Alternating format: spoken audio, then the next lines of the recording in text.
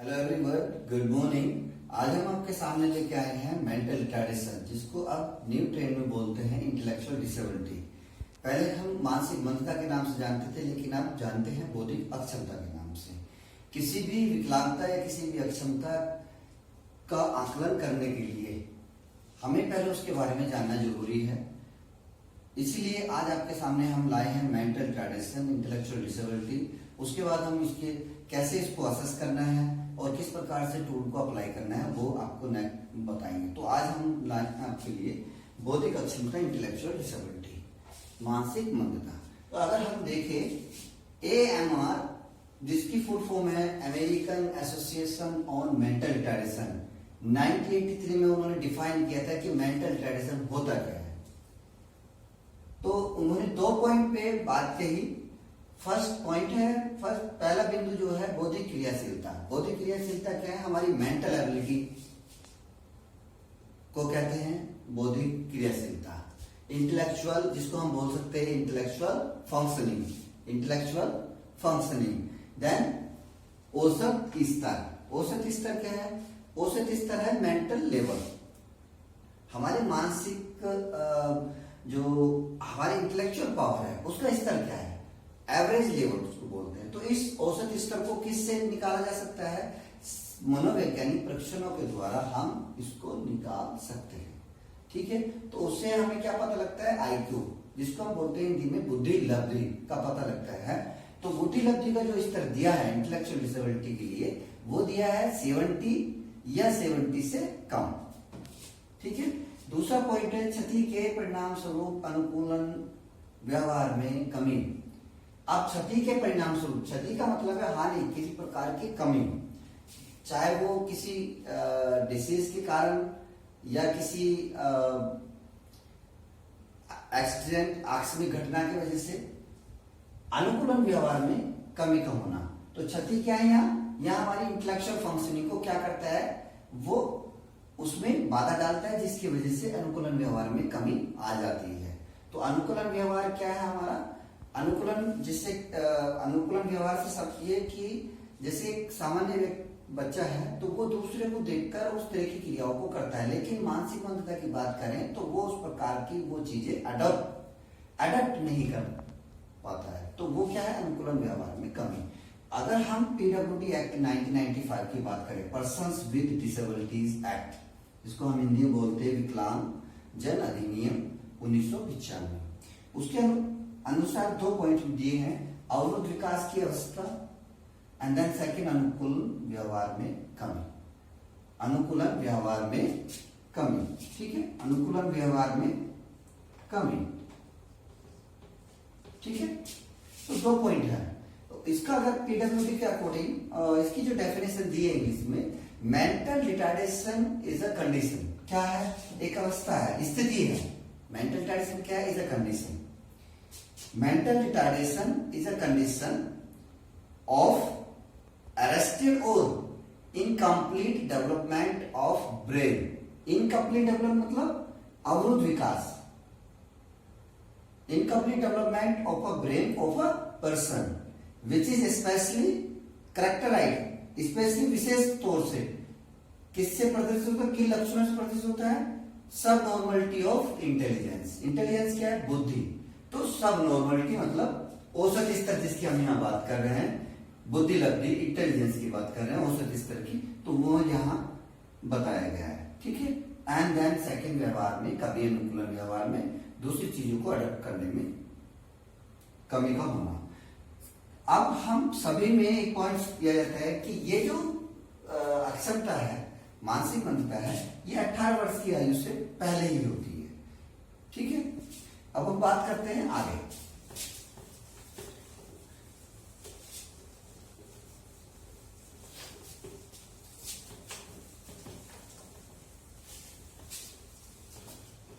जैसे अभी हमने क्या डेफिनेशन आपको AAMR,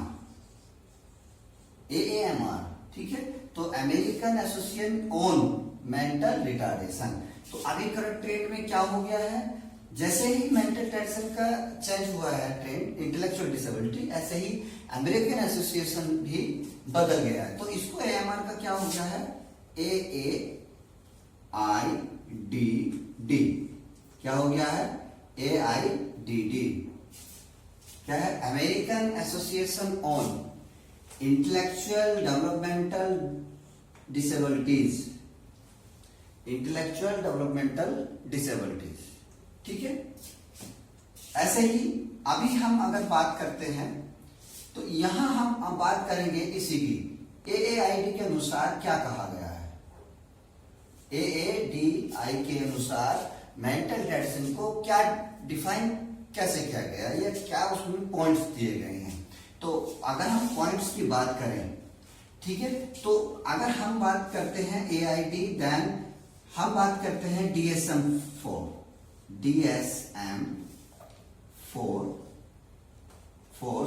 और DSM-5 की बात करें, ये क्या है?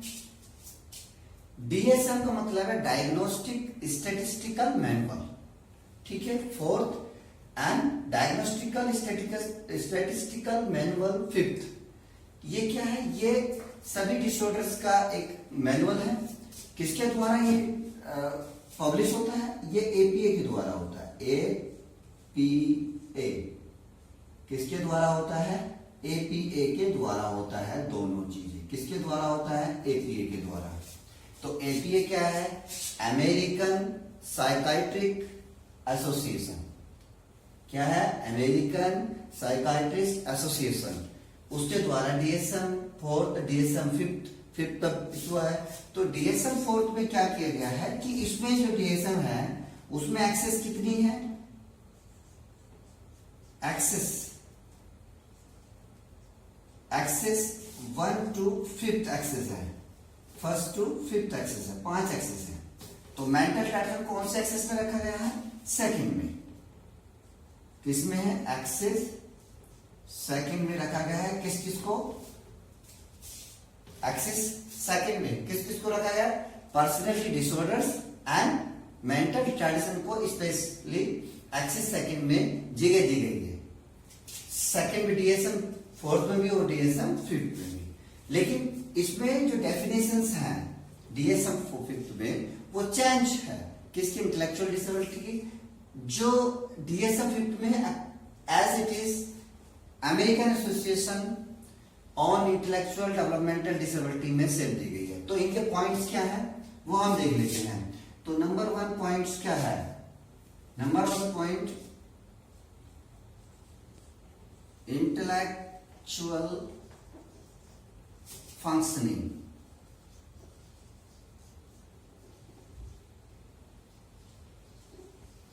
फर्स्ट पॉइंट क्या है? Intellectual functioning. एंड देन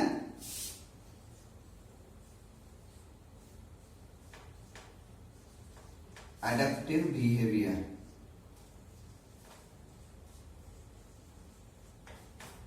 क्या हो गया? इन दोनों में ही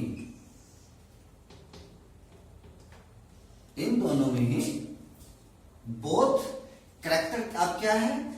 it is intellectual disability is characterized in both intellectual functioning और एडेप्टिव बिहेवियर। ठीक है, इंटेलेक्चुअल फंक्शनिंग क्या है? हमारा मेंटल एबिलिटी। ठीक है, जैसे रीजनिंग है, अर्थमेटिक है, कैलकुलेशंस है, प्रॉब्लम सॉल्विंग है। ठीक है, एडेप्टिव बिहेवियर जो हमारे डेली रूटीन के वर्क हैं वो अनुकूल व्यवहार में कमी। तो ये 2 पॉइंट मोस्टली 2 पॉइंट्स दिए गए हैं DSM-4 और AID में। लेकिन इनको जानने के लिए इन्होंने 3 डोमेन में इसको डिस्क्राइब किया है। वो मैं 3 डोमेन आपको अभी एक्सप्लेन बता देता हूं आपको। तो ये कैरेक्टर वाइज क्या है? बोथ इंटेलेक्चुअल फंक्शनिंग और एडेप्टिव बिहेवियर। इसके फर्स्ट क्या है? Conceptual domain. कंसेप्चुअल डोमेन, ठीक है, सोशल डोमेन। सेकंड क्या हुआ? Social domain. Third practical domain.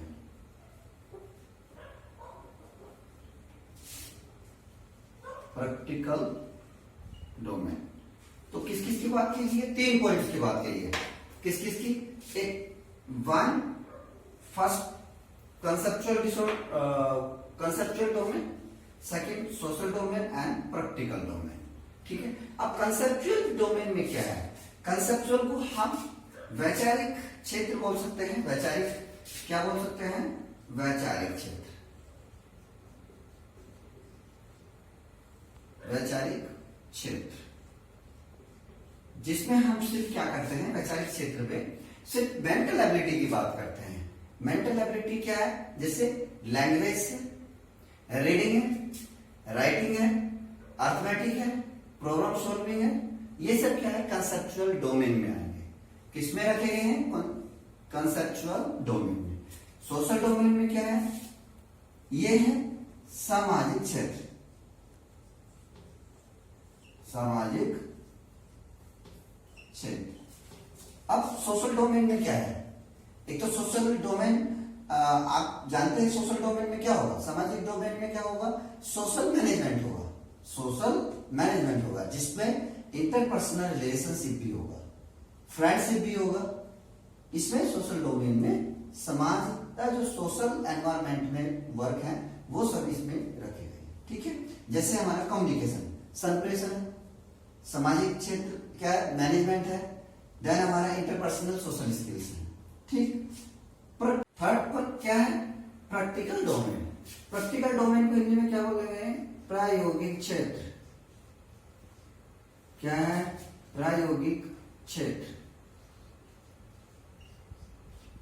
प्रायोगिक क्षेत्र। ठीक है, या हम ये भी बोल सकते हैं स्वतंत्र रूपी क्षेत्र। प्रैक्टिकल डोमेन का मेन उद्देश्य है इंडिपेंडेंट से। किससे? इंडिपेंडेंट से। When the child work independently in particular skills और in particular area, that is called practical domain. प्रायोगिक क्षेत्र क्या है? कि बच्चा उसमें सभी कार्य को अपने को इंडिपेंडेंट, जैसे मान लीजिए जॉब रेस्पॉन्सिबिलिटीज है, उसमें क्या है? इंडिपेंडेंट होना चाहिए। मनी एरियाज है, उसमें इंडिपेंडेंट है। ठीक है, तो यहाँ क्या है? इन चीजों में जो डेली रूटीन के वर्क है उनमें इंडिपेंडेंट होना जरूरी है, जो हमारे प्रैक्टिकल डोमेन से रिलेट करते हैं। ठीक है, तो ये AID और DSM-5 के अकॉर्डिंग 3 डोमेन में को रखा गया है। दो बोथ कैरेक्टराइज किससे होता है? इंटेलेक्चुअल फंक्शनिंग और दूसरा एडेप्टिव बिहेवियर। देन 3 पॉइंट्स हम करते हैं कि conceptual domain, social and practical domain. ठीक है, ये मस्ट है। ठीक, अब हम आगे चलते हैं।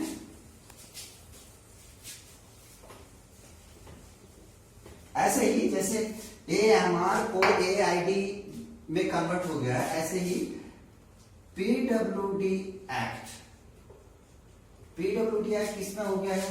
RPD एक्ट में। किसमें? RPD एक्ट किसमें हो गया है? RPD एक्ट में। ठीक है, ठीक, तो RPD act, rights of persons with disabilities act, विकलांग जन अधिकार अधिनियम। ठीक है, यहां परिभाषा क्या दी थी कि mental retardation is a condition. क्या है? कंडीशन है। Mental retardation is a condition of, किसकी कंडीशन? ऑफ अरेस्टेड और इनकम्प्लीट डेवलपमेंट, अवरुद्ध विकास की दशा, किसकी? ऑफ ब्रेन, किसकी? मस्तिष्क की। ठीक है, incomplete development of a brain of a person which is specially characterized, विशेष तौर से किससे लक्षित करती है? करेक्टराइज होता है किससे? सबनॉर्मलिटी ऑफ इंटेलिजेंस। अब RPD में क्या कहा गया है? जो DSM-5 में दिया है और AID के द्वारा दिया गया है, वो दोनों पॉइंट इसमें दिए गए हैं। क्या? दोनों पॉइंट इसमें दिए गए हैं। फर्स्ट आपको मैंने बताया इंटेलेक्चुअल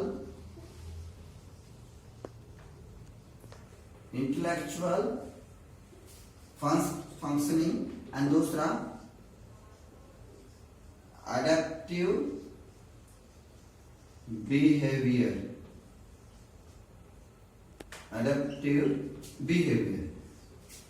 ठीक है, RPD एक्ट में क्या है? इंटेलेक्चुअल फंक्शनिंग और अडेप्टिव बिहेवियर।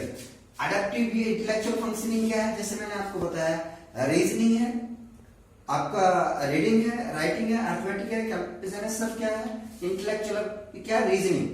मेंटल एबिलिटी क्या है? इंटेलेक्चुअल फंक्शनिंग, ठीक है। इंटेलेक्चुअल फंक्शन, एडेप्टिव बिहेवियर क्या है? इसमें मेन पॉइंट दिया है कि डेली रूटीन वर्क, क्या दिया है? डेली रूटीन वर्क, ठीक है। या डेली रूटीन स्किल्स, एक्टिविटीज, जो आप कहते हैं डेली रूटीन वर्क। तो डेली रूटीन के वर्क क्या है? हमारे चलना है, फिरना है, खाना है, दौड़ना है, सब क्या है? डेली रूटीन के वर्क है। तो 2 पॉइंट है। तो अब आपको सुनना है कि AID MR में डिफरेंस, PWD में और RPD में क्या कहा गया, ये सब डिफरेंसेस ये परिभाषित करता है क्या। अब आपने क्या समझा इन सभी परिभाषाओं से? क्या समझा? 2 चीज कंपल्सरी है। एक तो नंबर 1 इंटेलेक्चुअल फंक्शनिंग में क्या है? डेफिशिएंसी है, बच्चे में कमी है, वहां उसके रीजनिंग में, उसके रीडिंग में, पढ़ने में, लैंग्वेज में, कम्युनिकेशन में वहां कमी है। दूसरा उसके व्यवहार अनुकूलन में कमी है। एडेप्टिव बिहेवियर का मतलब क्या है? व्यवहार अनुकूलन, व्यवहार को अडॉप्ट करने में समस्या आती है, ठीक है। वो एडेप्टिव बिहेवियर क्या है? उसके साथ डेली रूटीन वर्क्स जितने हैं उनके करने में समस्या आती है, ठीक है। तो ये क्या हुआ? ये हमारा हो गया है मेंटल रिटार्डेशन है, ठीक है। अब हम बात करते हैं मेंटल रिटार्डेशन के, क्या करते हैं, इनके कारण क्या हैं, ठीक है। कॉजेस,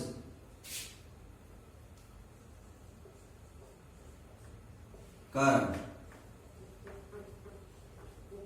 मेंटल रिटार्डेशन के कॉजेस, कारण क्या है, ठीक है। तो कारण हम देखिए, कारण 2 प्रकार से हम इनको डिवाइड कर सकते हैं।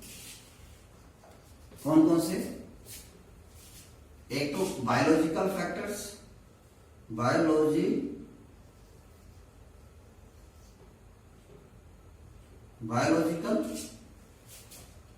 कॉजेस, या हम फैक्टर्स कारक बोल सकते हैं, फैक्टर्स। एंड देन दूसरा एनवायरमेंटल फैक्टर्स।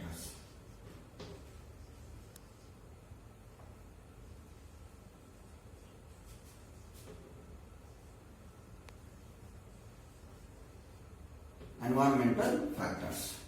तो बायोलॉजिकल क्या है हमारा? क्या है? जैविक कारक।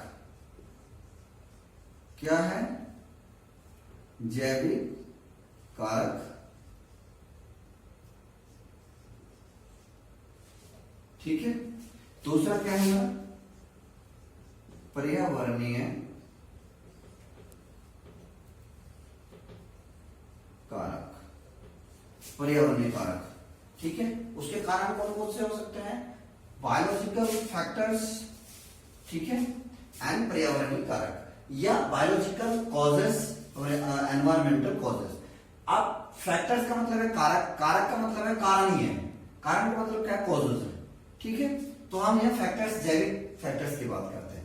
तो अब यह जैविक फैक्टर्स की अगर हम बात करें और पर्यावरण की फैक्टर्स की बात करें, तो जैविक कारक को हम क्या कर सकते हैं? हम इसको क्रोमोसोम्स कर सकते हैं, क्रोमोसोम्स या जेनेटिकल, ठीक है, क्रोमोसोम, ठीक है, एंड जेनेटिक्स, ठीक है। जेनेटिक्स यहां क्या है? क्रोमोसोम्स और जेनेटिक्स, गुणसूत्र और अनुवांशिकता कारण, ठीक है। गुणसूत्र और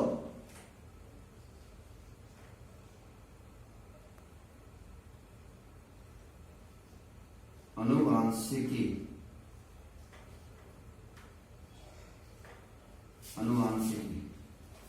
जेनेटिक्स, गुणसूत्र, क्रोमोसोम और अनुवांशिकी कारक। पर्यावरणीय कारक में क्या है? हम 3 प्रकार से रखते हैं, ठीक है, ठीक है। कितने प्रकार से हम यहां हमें 3 प्रकार से रख सकते हैं। परसपूर्व, ठीक है, ठीक है, परसा दौरान, ठीक, एंड थर्ड प्रसव के बाद। क्या है? प्रसव पूर्व, प्रसव दौरान और प्रसव के बाद। ठीक है, यह हम कर सकते हैं प्रीनेटल, दूसरा हम कर सकते हैं नेटल, और तीसरा हमें कर सकते हैं पोस्ट नेटल। ठीक है, क्या है जैविक कारक? क्या है? मोस्ट दो चीजों को रख रहे हैं हम। सिर्फ जैविक कारक में क्या है, सिर्फ हम जेनेटिक्स कारकों को इसमें सम्मिलित किया है। पर्यावरणीय कारक में हम फैक्टर्स जो एनवायरमेंटल है उसमें प्रसव पूर्व प्रीनेटल, प्रसव दौरान, प्रसव के समय नेटल, और प्रसव के दौरान पोस्ट नेटल। ठीक है, तो ये हमारे कारक है। सबसे पहले हम जैविक कारक की बात करते हैं। तो जैविक कारक की अगर हम बात करते हैं, यहाँ क्या है, क्रोमोसोम्स जो हमारे गुणसूत्र हैं, तो 46 गुणसूत्र मनुष्य में पाए जाते हैं। कितने? 46 गुणसूत्र, 23 का जोड़ा होता है, मेल और फीमेल 23। तो 46 क्रोमोसोम्स में जब डिसबैलेंसिंग या डेफिशिएंसी, मान लीजिए जब डेफिशिएंसी होगी, तो उसका कारण हो सकता है कि वहां मानसिक मंदता का होना हो सकता है, अगर डिसबैलेंस ऑफ क्रोमोसोम्स होता है। आप बात करेंगे हम पर्यावरणीय कारक, एनवायरमेंटल फैक्टर्स, प्रसव पूर्व प्रीनेटल्स। तो प्रसव पूर्व के क्या कारण है? जब गर्भधारण के समय या प्रसव के दौरान, जब बच्चा जन्म लेता है, बच्चे के जन्म लेने से पहले, जन्म के समय और जन्म के बाद। प्रसव पूर्व का मतलब क्या है? जन्म से पहले बच्चे के। प्रसव दौरान का मतलब क्या है? बच्चे का जन्म के समय, जब बच्चा जन्म ले रहा है। धन प्रसव के बाद, बच्चे के जन्म लेने के बाद कौन कौन से कारण है? तो हम यहां बात करेंगे प्रसव पूर्व कौन कौन से कारण हो सकते हैं। नंबर 1 हो सकता है कि माता को किसी प्रकार का स्ट्रेस हो, तनाव हो, या माता के द्वारा किसी प्रकार का अल्कोहल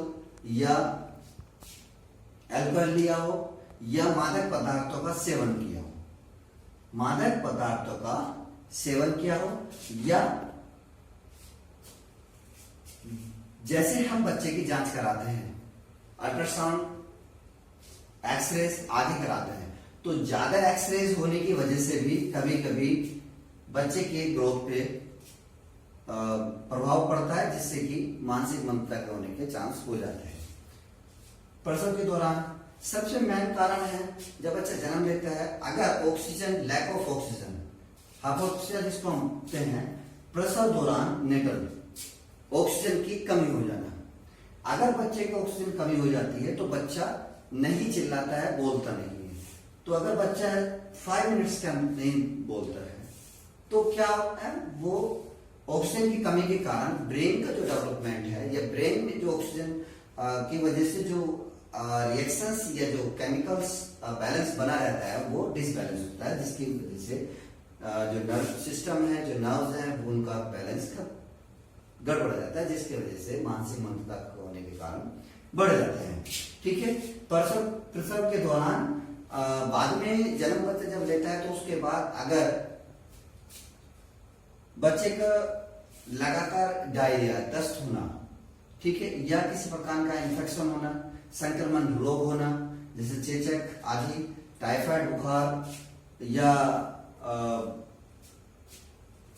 पीलिया का होना, ठीक है, या किसी एक्सीडेंट, आकस्मिक घटना हो जाना, ये सब क्या है, ये बच्चे के जन्म के लेने के बाद के कारण है। ठीक है, इसमें मैं कुछ और कारण बताऊंगा। इसमें जो कारण है कि अगर बच्चा होता है, तो सबसे मेन कारण मानते हैं कि पेरेंट्स की एज क्राइटेरिया, एज, एंड दूसरा, अगर बच्चे का तब भी मेंटल ट्रेडिशन हो सकता है, अगर बच्चे के माता पिता ब्लड रिलेशन में शादी की है। ब्लड रिलेशन में मतलब क्या है, खून के रिश्ते में शादी की है, तब भी मानसिक मंदता के होने के चांसेस ज्यादा हो जाते हैं। ठीक है, तो ये तो हमारे कारण है, जैविक कारक और पर्यावरणीय कारक, प्रसव पूर्व, प्रसव के दौरान और प्रसव के बाद। प्रसव पूर्व क्या है, बच्चे के जन्म लेने से पहले, और प्रसव दौरान बच्चे के जब जन्म ले रहा है, और प्रसव के बाद जब बच्चा जन्म ले चुका है उसके बाद के काम। ठीक है, चलिए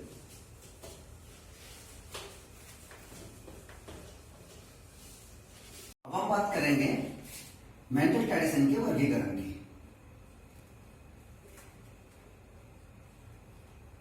वर्गीकरण तो हम बोलते हैं इंग्लिश में क्लासिफिकेशन।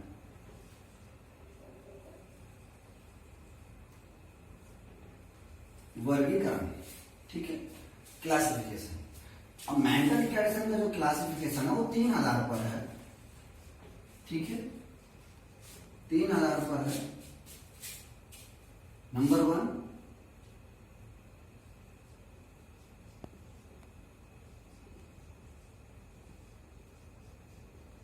मनोवैज्ञानिक आधार पर। ठीक, मनोवैज्ञानिक आधार पर मतलब साइकोलॉजिकल।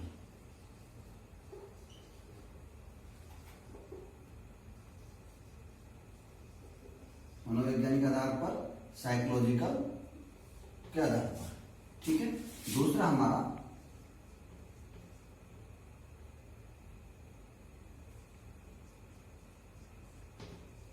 शैक्षणिक आधार पर। शैक्षणिक आधार मतलब एजुकेशन।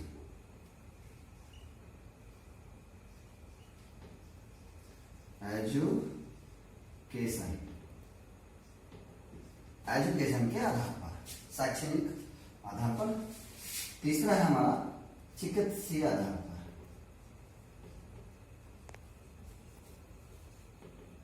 चिकित्सीय आधार पर जिसको हम बोलते हैं मेडिकल के आधार पर। ठीक है, मेंटल ट्रेडिशन को, इंटेलेक्चुअल डिसेबिलिटी को, बौद्धिक अक्षमता को 3 वर्गों में बांटा गया है। 3 वर्गों में बांटा गया है। नंबर 1 मनोवैज्ञानिक, नंबर 2 शैक्षणिक, नंबर 3 चिकित्सीय। Psychological, education and medical. ठीक है, शिक्षा के आधार पर, मनोवैज्ञानिक आधार पर और चिकित्सीय आधार। ठीक है, तो हम इनका अलग अलग से वर्गीकरण करेंगे। ठीक है, तो सबसे पहले लेंगे हम मनोवैज्ञानिक आधार। किस पर लेंगे? सबसे पहले लेंगे, हमारा फर्स्ट पॉइंट हो जाएगा मनोवैज्ञानिक आधार पर। मनोवैज्ञानिक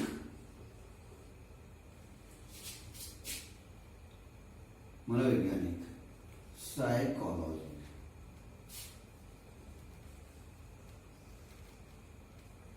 साइकोलॉजिकल बेस्ड। ठीक है, मनोवैज्ञानिक आधार पर कितने भागों में बांटा गया है? इसको 4 भागों में बांटा गया है। इससे पहले मैं आपको बता देता हूं, साइकोलॉजिकल में 4 भागों में बांटा गया है, लेकिन किस आधार पर? पहले मैं देता हूं, यहां पर इसको 4 भागों में बांटा गया है।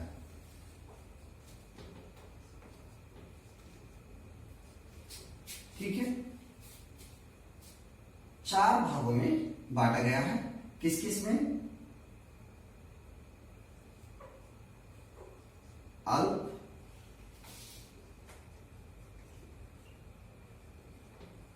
अति अल्प,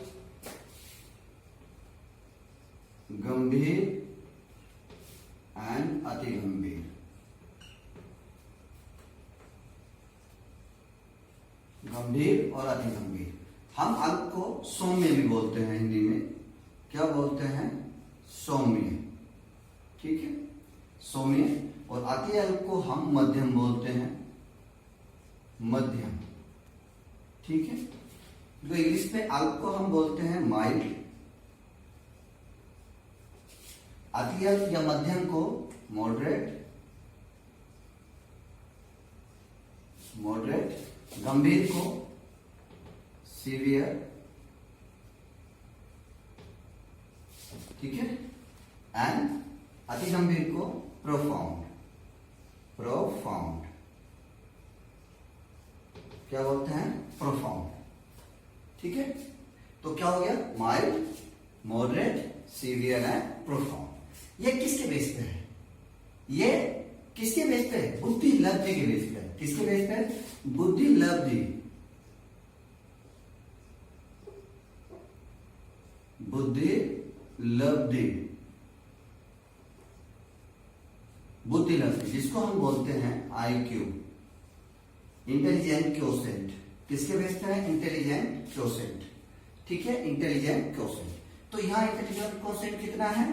माइंड पे कितना है? 70, 50 to 70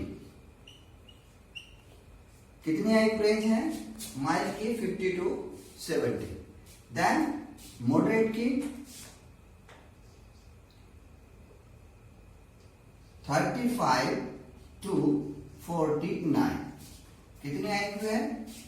35 to 49, एंड देन गंभीर की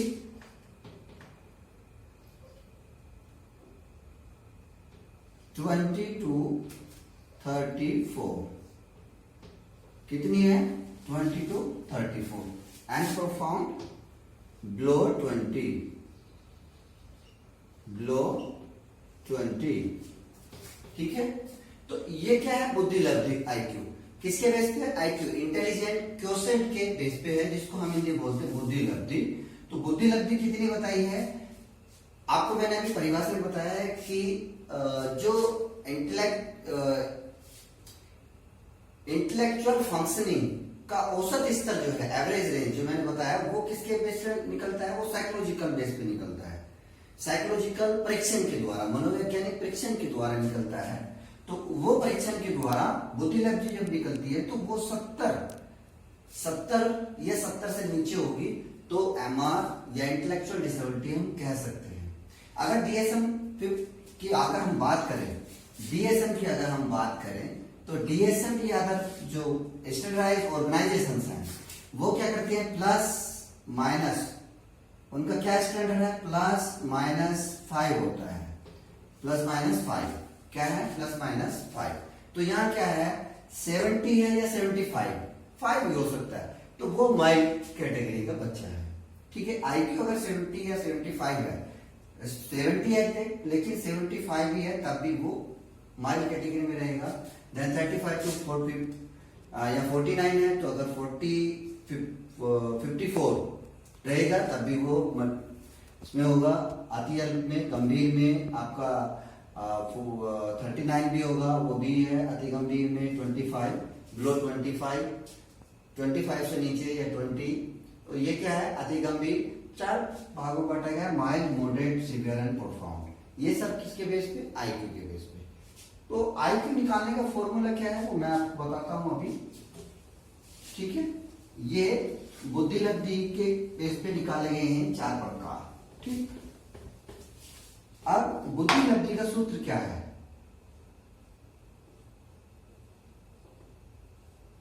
बुद्धि लब्धि इंटेलिजेंट क्वोशेंट का फॉर्मूला क्या है? MA/CA into 100।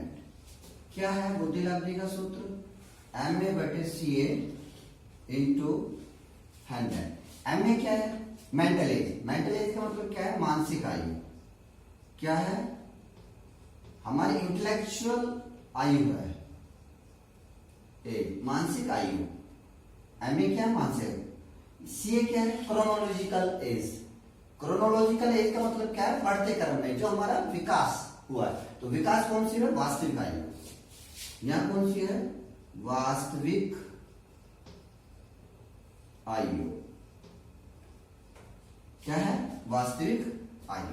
ठीक है, तो बुद्धि लब्धि का क्या सूत्र है? मानसिक आयु बटे वास्तविक आयु गुना 100, MA/CA इंटू 100, IQ बराबर। ठीक है, तो इसके बेस पे ही साइकोलॉजिकल के अकॉर्डिंग 4 भागों में इंटेलेक्चुअल डिसेबिलिटी को बांटा गया। ठीक है, फर्स्ट हो गया। अब हम बात करेंगे सेकेंडली। ठीक, अब हम बात करते हैं दूसरे वर्गीकरण की। दूसरा वर्गीकरण क्या है? शैक्षणिक आधार। किस आधार पर? शैक्षणिक आधार पर। किस बेस पर? एजुकेशन। एजुकेशन के बेस पर शैक्षणिक आधार। ठीक है, शैक्षणिक आधार पर इसको कितने भाग में है? 3 भागों में बांटा गया है। कितने भागों में? 3 भागों में। ठीक है, एक क्या है?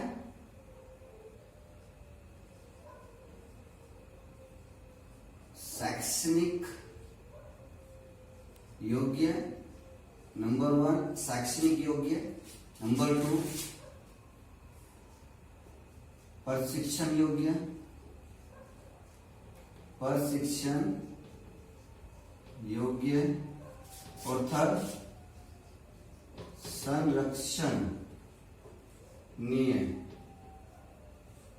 संरक्षणीय योग्य।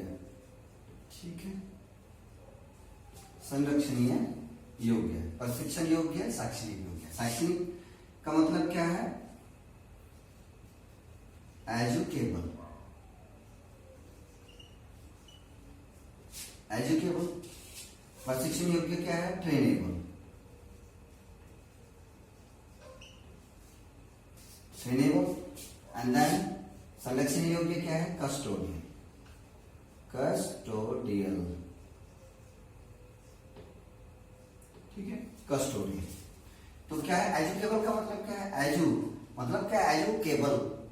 शैक्षणिक योग्य मतलब शिक्षा प्राप्त करने योग्य हैं, वो इस कैटेगरी में आएंगे शैक्षणिक योग्य जो हैं। तो शैक्षणिक योग्य कौन से होते हैं?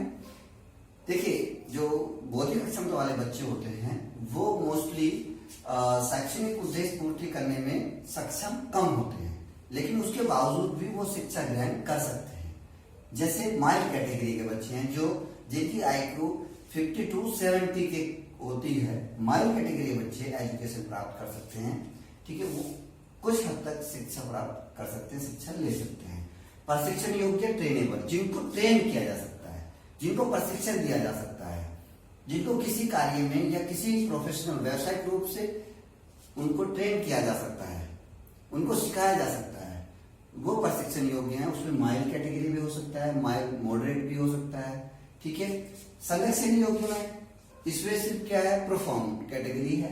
प्रोफाउंड का मतलब क्या है? कस्टोडियल, कस्टोडियल का मतलब क्या है? कष्ट एक किसी के संरक्षण में, किसी की देख रेख में ही रहना है। जैसे सिर्फ घर पर ही रह के उसकी जो देखभाल है, केयर करनी है एक ही जगह पर रहकर, तो वो कस्टोडियल है। यहाँ प्रशिक्षण योग्य है, ट्रेनेबल है, जैसे माइल्ड मॉडरेट सीवियर है। यहाँ सेक्शन में माइल्ड मॉडरेट भी हो सकता है, कुछ हद तक वो शिक्षा ग्रहण कर सकते हैं। तो mild moderate, moderate severe and then perform.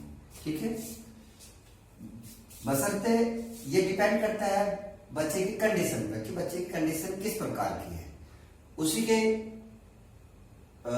के अकॉर्डिंग, उसी के अनुसार हम बच्चे को इन तीनों ग्रुप में से एक ग्रुप पे रखते हैं और उसको उसी प्रकार से हम शैक्षणिक उद्देश्य पूर्ति हेतु उनको ट्रेनिंग या शिक्षा या उनको संरक्षण के रूप में भेजते हैं।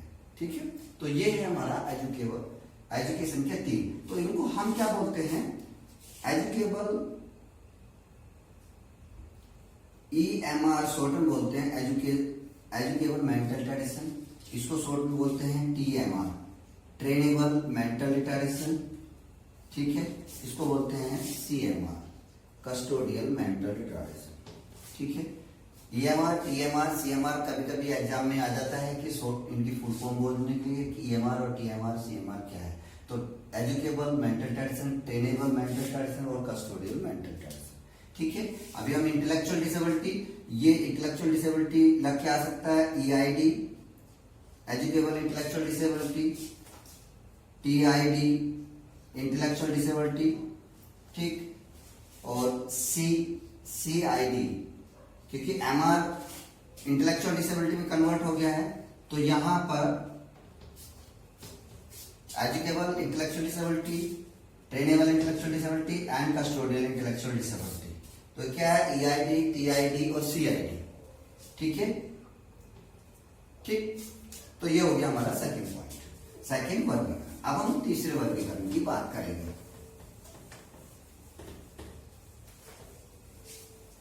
बात करते हैं हम तीसरे वर्गीकरण की। तीसरा वर्गीकरण क्या है? चिकित्सीय आधार पर, इसको बोलते हैं हम मेडिकल कंडीशन, चिकित्सीय आधार पर।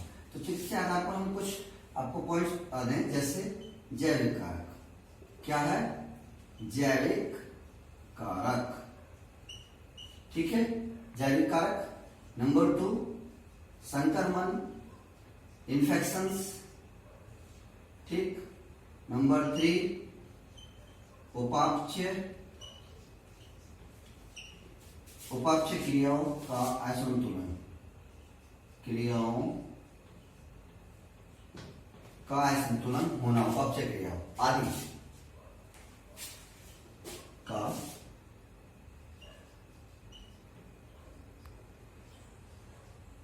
असंतुलन होना, ठीक है,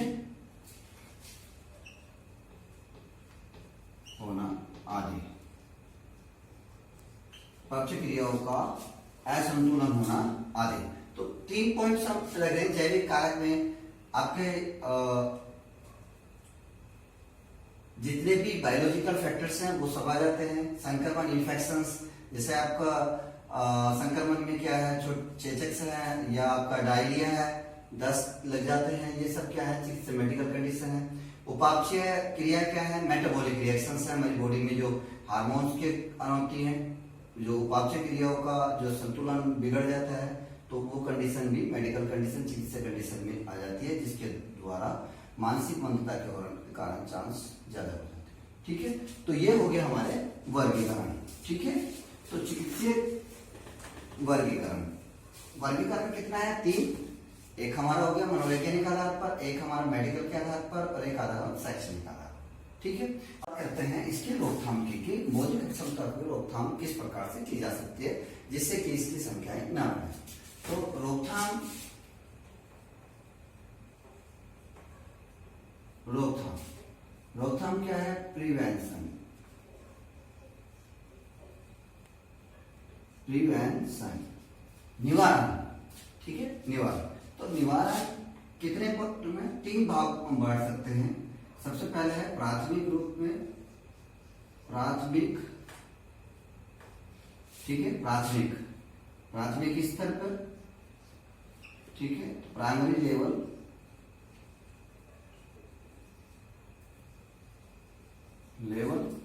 सेकेंड नंबर द्वितीयक, द्वितीयक स्तर हम बोलते हैं secondary level, secondary level, secondary level. और थर्ड है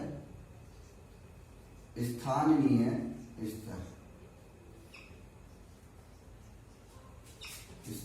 स्थानीय स्तर, लोकल लेवल, लोकल लेवल। लेकिन 3 तरीके से हम रोकथाम, प्रिवेंशन की जा सकती है। फर्स्ट, प्राथमिक स्तर पर। प्राथमिक स्तर पर क्या है, जैसे मैंने आपको बताया कि कॉजेस क्या थे, प्राथमिक स्तर पे क्या कॉजेस थे। फर्स्ट कॉजेस क्या है हमारे, जेनेटिक है, तो जेनेटिक काउंसलिंग, अनुवांशिक निर्देशन या परामर्श के द्वारा हम इसकी रोकथाम की जा सकती है। दूसरा, एनवायरमेंटल फैक्टर्स जो बताए हैं वो क्या है, प्रीनेटल है, नेटल है, पोस्टनेटल है। प्रसव पूर्व है, प्रसव के समय है, प्रसव के दौरान, प्रसव के बाद। ये क्या है, हमारे फैक्टर्स, कारक थे, कारण थे कि क्या क्या होता है। तो अगर उनको प्राथमिक स्तर पर रोका जाए, उसमें क्या है, अगर जब बच्चा गर्भ में है, माता गर्भ में है बच्चा, तो माता को क्या चाहिए कि उसको किसी प्रकार के मादक पदार्थों का प्रयोग नहीं करना चाहिए। मादक पदार्थ क्या है, आपका धूम्रपान करना है, आपका अल्कोहल लेना है, मदिरा पीना है, ये सब क्या है, मादक पदार्थ हैं, जिससे कि बच्चे को कोई इफेक्ट नहीं पड़ेगा अगर आप इस्तेमाल नहीं करते हैं। दूसरा, जैसे एक्सरेस या अल्ट्रासाउंड है, इनको ज्यादा 3 या 4, 5, 6 बार कराना गलत है, जिससे कि अल्ट्रावेव जो है उसका इफेक्ट बच्चे पे पड़ता है। दूसरा, अगर हम जन्म के दौरान की अगर हम बात करें, तो जब बच्चा जन्म लेता है, हो सकता है कि ऑक्सीजन की कमी हो। अगर प्रॉपर ऑक्सीजन नहीं मिल पाती है तो बच्चे के जो ब्रेन का फंक्शन है वो प्रॉपर ना करे, ठीक है, एक कारण वो हो सकता है। दूसरा, हमें जो प्रिवेंशन रोकथाम के लिए जो डिलीवरी होनी चाहिए वो प्रशिक्षित दाई या हॉस्पिटल्स में ही होनी चाहिए।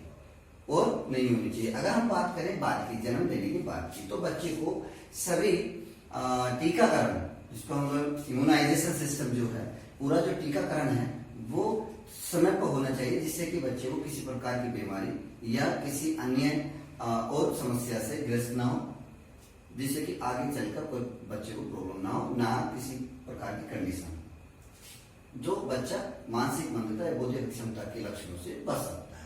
दूसरा, द्वितीयक स्तर पे सेकेंडरी क्या है? यहाँ सेकेंडरी लेवल पे क्या है? हम सेकेंडरी लेवल पे ये करते हैं कि बच्चे की स्क्रीनिंग, आइडेंटिफिकेशन करते हैं कि बच्चे को क्या समस्या है, कहां पर फर्स्ट स्टेज में ही, कि अगर जन्म के बाद अगर बच्चे को किसी प्रकार की समस्या है तो उसको हम क्या करते हैं, सेकेंडरी स्तर है वो, कि बच्चे को उस लेवल पे उसकी पहचान करनी है कि बच्चे को क्या समस्या है, किस तरह की समस्या है, उनका उपचार हेतु हम सोचते हैं। थर्ड क्या है? स्थानीय स्तर पर, लोकल लेवल पर हम करते हैं। यहाँ पर क्या है, एज ए जैसे मल्टी डिसिप्लिनरी हम टीम एक काम करती है या बहु विशेषज्ञ एक साथ मिलकर काम करते हैं, पेरेंट्स से मिलते हैं, पेरेंट्स के साथ मिलते हैं, तो सभी मिलकर एक स्थानीय लोकल पर, जैसे हम सीबीआर प्रोग्राम तैयार करते हैं या एक दूसरे की सलाह द्वारा जो हम प्रोग्राम बनाते हैं, उनके द्वारा हम उन चीजों को कम किया जा सकता है, लोगों को जागरूक करके किया जा सकता है, पेरेंट्स को बताकर किया जा सकता है, पेरेंट्स को निर्देशन और परामर्श देकर किया जा सकता है, सोसाइटी में जागरूकता फैलाने से हो सकता है, और जो लोग उस क्षेत्र में काम कर रहे हैं वो लोगों को जागरूक करके बताकर इस लेवल पे, स्थानीय लेवल पर हम काम कर सकते हैं। ठीक है, तो अगर हम इस स्थानीय पर काम करें तो ये जो 3 पॉइंट है, प्राथमिक स्तर और द्वितीयक स्तर और स्थानीय स्तर पर, तो बहुत कम चांस हो जाएंगे कि बच्चा किसी डिसेबिलिटी या किसी अक्षमता से ग्रस्त हो। ठीक है, तो ये आज आपने सीखा कि मेंटल रिटार्डेशन या इंटेलेक्चुअल डिसेबल होती क्या है, उसकी परिभाषा क्या है, उसके जो क्लासिफिकेशन है वो कितना है, या उसके लक्षण क्या है, और उसके रोकथाम की क्या आपने जाना है। अब नेक्स्ट वीडियो में आप जानेंगे कि इन बच्चों के लिए, मानसिक विकलांग बच्चों के लिए, कि हम इनका आकलन किस प्रकार से किया जा सकता है, या जैसे मैंने आपको बताया सेकेंडरी लेवल पर आइडेंटिफिकेशन और स्क्रीनिंग हम किस प्रकार से कर सकते हैं। तो ये सब जानने के लिए आप बने रहिए यूट्यूब चैनल पर, ऑल इंडिया स्पेशल एजुकेशन।